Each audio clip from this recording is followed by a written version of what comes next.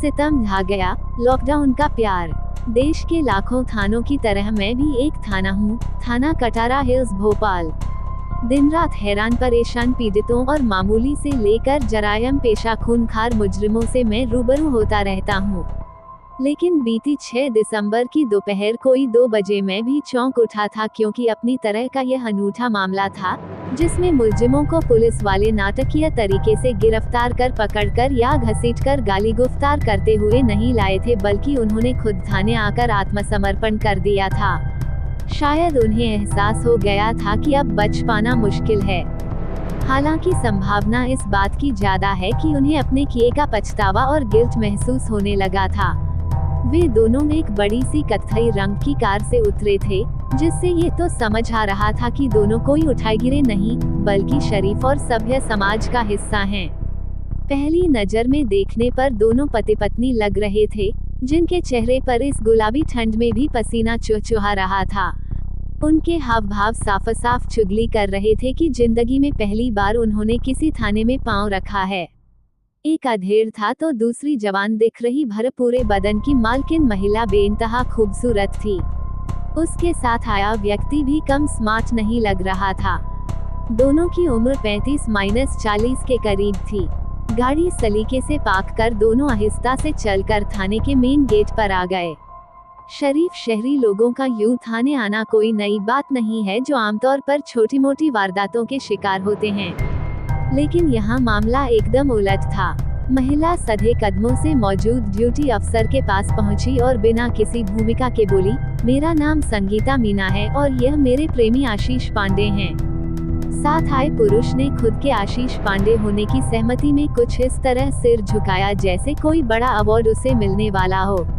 एक नहीं, मौजूद सभी पुलिस वाले परिचय देने के इस बिंदास अंदाज पर चौंके थे और सभी ने एक साथ यह अंदाजा लगाया था कि हो न हो दोनों किसी मुसीबत में फंस गए हैं। या तो महिला का पति इनके पीछे पड़ गया है, या फिर उसके प्रेमी की पत्नी ने कोई फसाद खड़ा कर दिया है, जिससे बचने के लिए ये लोग पुलिस की मदद चाहते हैं। मौजूद अफसरों में से एक ने निहायत ही शिष्ट लेकिन पुलिसिया अंदाज में कहा, जी कहिए, क्या बात है।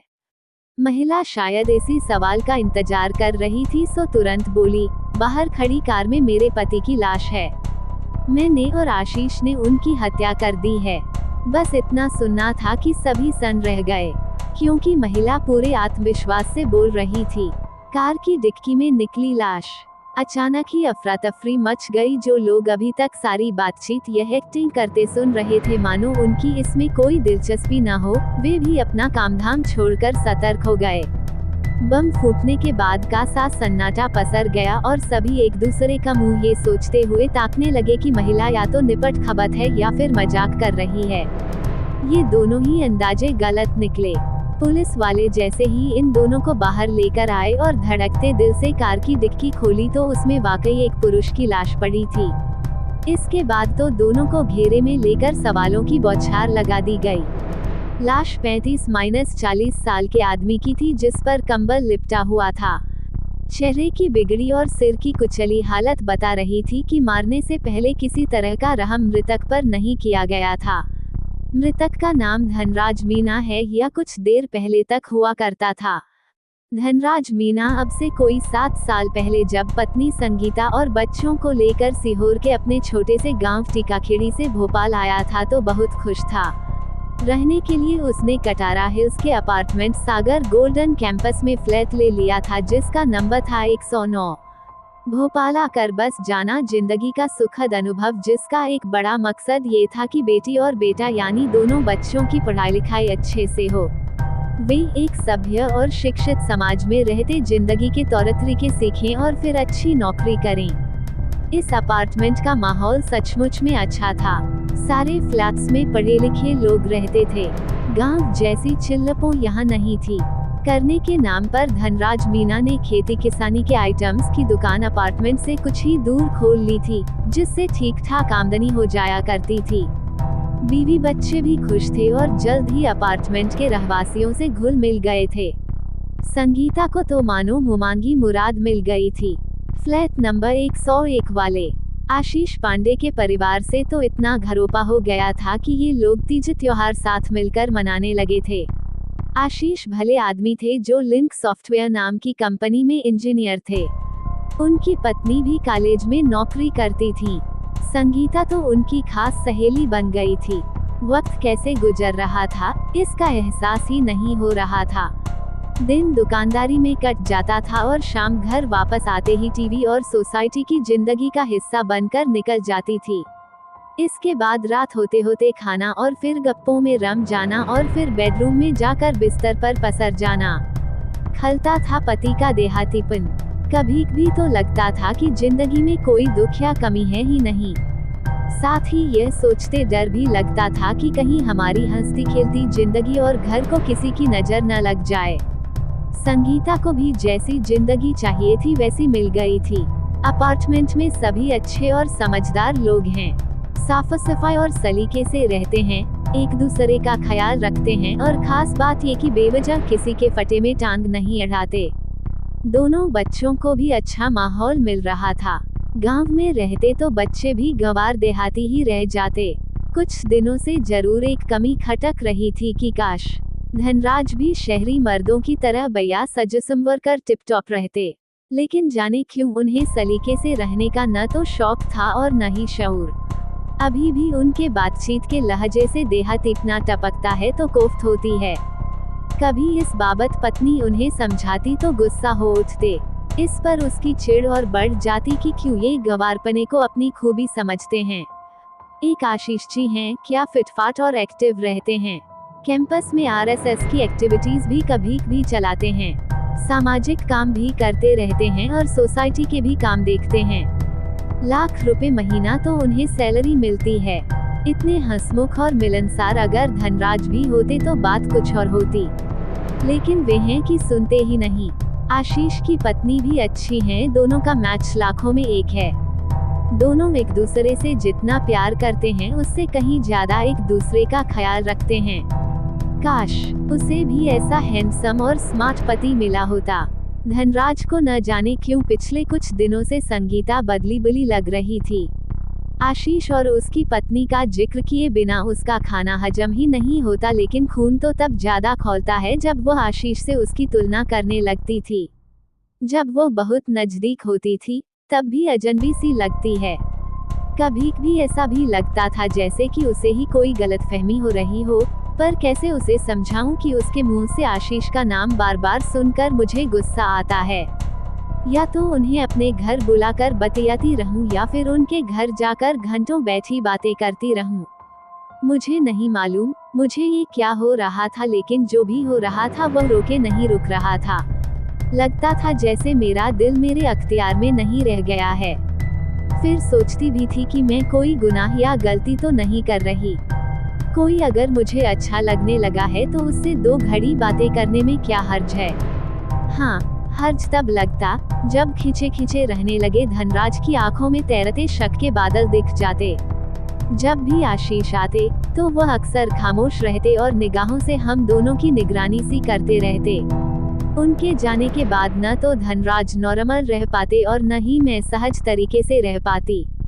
धनराज का गुस्सा बहुत तेज था, सो किसी अनहोनी से भी डरती, लेकिन क्या करूं समझ नहीं आता। आशीष के जाने के बाद हर बार फैसला कर लेती थी कि अब उनसे पहले जैसी दूरी बनाकर रहूंगी, पर दूसरे दिन ही यह प्रण टूट जाता था तो मेरा हंसता खेलता घर इसमें जलकर राख हो जाएगा।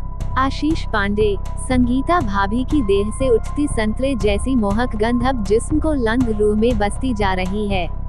वो जब भी सामने पड़ती हैं तो दिलो दिमाग बेकाबू हो उठते। उन्हें भी मेरी इन नजरों से कोई शिकवा शिकायत नहीं जो हर घड़ी उनके शरीर का भूगोल नापती रहती हैं। उल्टे वह तो प्रोत्साहित ही करती है, उकसाती हैं कि मैं उन्हें बाहों में जकड़कर पीस डालूं तो भी उन्हें कोई ऐतराज नहीं होगा। जिंदगी उन्हीं में सिमटती जा रही थी।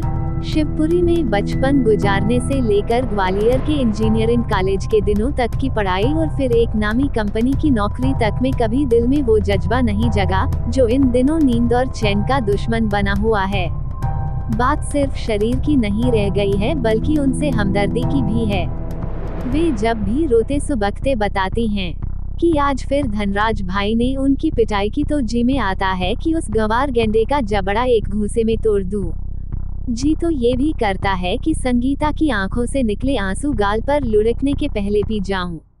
दुनिया के सारे सुख उनके दामन में डाल दूं। लेकिन ऐसा मुमकिन कहाँ, आखिर वे किसी की पत्नी हैं, 2 बच्चों की माँ हैं। बाप तो मैं भी एक बेटी का हूँ और किसी का पति भी हूँ।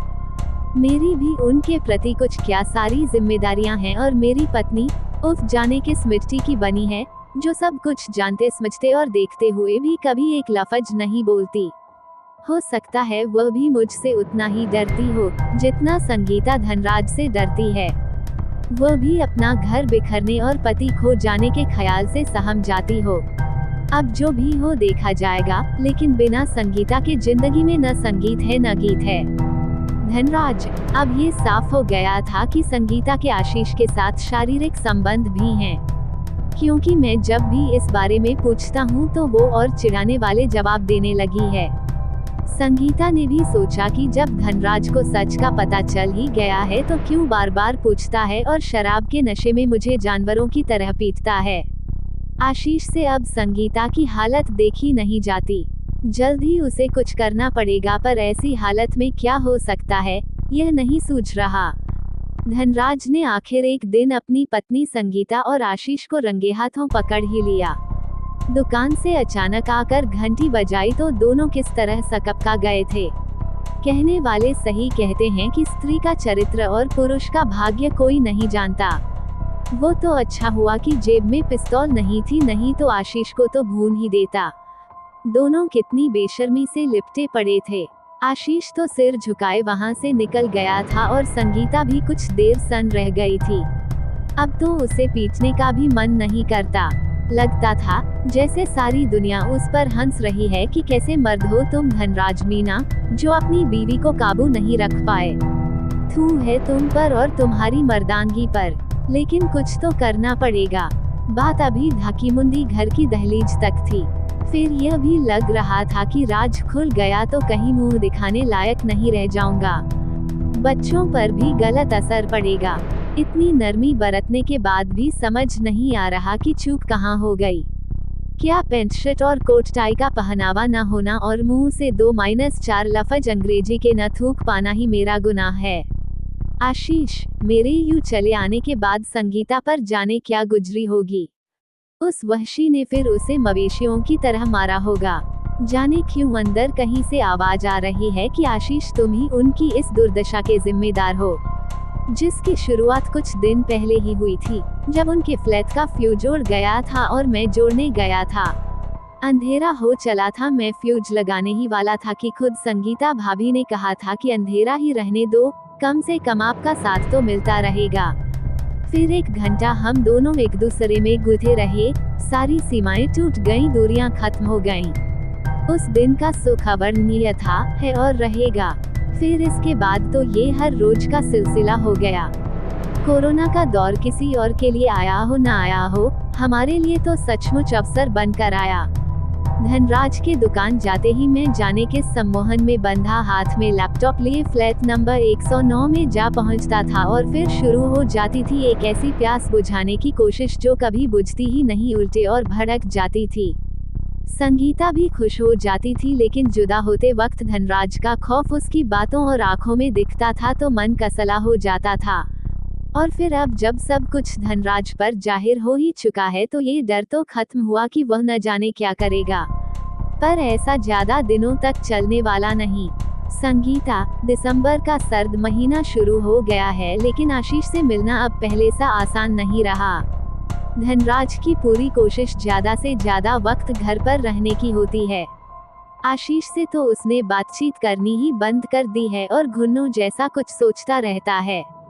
वो कुछ करेगा जरूर। आंखों देखी मक्खी निगलने वालों में से तो वह है नहीं। मुझे कुछ भी कर ले, खूब मार ठुकाई कर ले, मैं सब सह लूंगी, लेकिन आशीष को कुछ ज्यादा कहा या किया तो शायद ही बर्दाश्त कर पाऊंगी। कुछ दिन बाद ही आखिर वह हो ही गया जिसका डर था। धनराज ने मकान बदलने का फैसला सुना दिया है। अब वो निर्मल स्टेट कैंपस में रहने के लिए चलने को कह रहा है, जहां उसके कई रिश्तेदार और जान पहचान वाले रहते हैं। नहीं, मैं आशीष को छोड़कर कहीं नहीं जाऊंगी, फिर चाहे कुछ भी हो जाए। आशीष, संगीता और मैं दोनों एक दूसरे के बगैर नहीं रह सकते। धनराज मकान बदलकर हमारी राह में रोड़े अटका रहा है। संगीता को 20 गोलियां मैंने नींद की दे दी हैं कि इन्हें मौका पाते ही धनराज को खिला देना, फिर हम उसे हमेशा के लिए ठिकाने लगा देंगे। किसी को कानो कान खबर भी नहीं होगी कि जो हमें रास्ते से हटाने की साजिश रच रहा था, हमने उसे ही ऊपर पहुंचा दिया। अच्छी बात यह है कि इसमें संगीता राजी है और पूरा सहयोग भी दे रही है। अव्वल तो कत्ल का यह आइडिया ही उसके दिमाग की उपज है। जब भी वह सिग्नल देगी, मैं फिर फ्लैट नंबर 109 में जा पहुंचूंगा। बस इस बार मकसद कुछ और होगा। संगीता, आज 5 दिसंबर 2021 है, जिसे मैंने धनराज की जिंदगी का आखिरी दिन मान लिया है। रात को मैंने खूब एक्टिंग की और कोरोना का डर दिखाकर धनराज को नींद की 10 गोलियां खिला दी हैं। उसके गहरी नींद में सो जाने के बाद आशीष भी आने को है। हमारा मिशन भी कामयाब होने को है। और फिर पति को लगा दिया ठिकाने। देर रात आशीष जब आ गए तो मैंने रस्सी उठाकर घोड़े बेचकर बेखबर सो रहे धनराज का गला घोंट दिया। इस दौरान वह छटपटाया तो उसके सिर पर हथौड़ी दे मारी, जिससे वो और तड़पा और फिर हमेशा के लिए सो गया, यानी मर गया। हमने काफी देर तक इस बात की तसल्ली की कि वो मरा या नहीं, और जब तसल्ली हो गई तो थोड़ी देर बातचीत करने के बाद हम दोनों अलग हो गए। तब तक रात के 2 बज चुके थे। नींद आने का तो सवाल ही नहीं उठता था। मेरे सामने मेरे पति की लाश पड़ी थी, जिसके साथ कभी मंडप के नीचे तमाम रस्मों रिवाजों के साथ 7 फेरे लेते साथ जीने मरने की कस्में भी खाई थीं। लेकिन अब मैं आशीष के साथ जीना चाहती थी। जी कर रहा था कि एक बार अट्टहास लगाकर हंसूं कि ये वही आदमी है जो कल तक मुझे और आशीष को ऊपर पहुंचाने की धमकी दिया करता था, मेरी जिंदगी नर्क बनाने की धौंस दिया करता था। आज मैंने और आशीष ने ही उसे नर्क भेज दिया। अब बस चिंता सुबह इसकी लाश ठिकाने लगाने और उसके बाद के ड्रामे का रिहर्सल करने की है। कटारा हिल्स थाना भोपाल में रहने वाला बेचारा धनराज मीना नाम का शख्स इस तरह मारा गया। कानूनी खानापूर्तियां करने के बाद जिसकी लाश को अभी पोस्टमार्टम के लिए भेजा गया है। युवती बताती रही कि वह और उसका प्रेमी सुबह कोई 8 बजे लाश लेकर कहीं सुनसान में ठिकाने लगाने का इरादा लेकर निकले थे। बच्चों ने पापा के बाबत पूछा था तो उसने बहाना बनाकर उन्हें टरका दिया था। 6 घंटे पूरे भोपाल में कार दौड़ाने के बाद भी उन्हें कहीं मुनासिब जगह नहीं मिली तो उन्होंने थाने आकर आत्मसमर्पण कर दिया। आला अफसर आ गए हैं। खासी हलचल है, मीडिया वाले भी कैमरे लेकर आ चुके थे। हालांकि करने को कुछ खास इस मामले में है नहीं। इकबाले जुर्म नाम की रस्म अदा हो चुकी थी। अब तो बस हल्ला मचना है कि पत्नी ने प्रेमी संग पति का बेरहमी से कत्ल किया, नाजायज संबंध बने वजह वगैरह वगैरह। पर शायद ही कोई सोचे कि ऐसा तेजी से क्यों हो रहा है। एक मुकम्मल जिंदगी जी लेने के बाद क्यों पति पत्नी को एक दूसरे में खोट दिखने लगती है और क्यों वे बेवफाई पर उतारू हो आते हैं। इन और ऐसे कई सवालों का जवाब सदियों से कोई नहीं ढूंढ पा रहा। मुझ जैसे थानों में तो लिखा पढ़ी भर होती है। जुर्म के फैसले अदालतों में होते हैं, लेकिन इसके बाद भी जुर्म थमते नहीं, कम नहीं होते। ये कानूनी खामी नहीं, बल्कि आदमी का आदिम मिजाज है कि वो बहुत ज्यादा वर्जनाओं और बंदिशों में जीना ही नहीं चाहता। अदालत से इस मामले में जब भी जो भी फैसला आए, इससे मुझे कोई सरोकार नहीं, लेकिन संगीता और आशीष दोनों अपने अपने बच्चों के तो, या यूं कह ले कि बच्चों के भी तो गुनहगार हैं ही। उन पर क्या गुजर रही होगी, इसका अंदाजा लगाते ही मैं सिहर उठता हूँ कि आखिर उन मासूमों को किस बात की सजा जिंदगी भर भुगतनी पड़ेगी।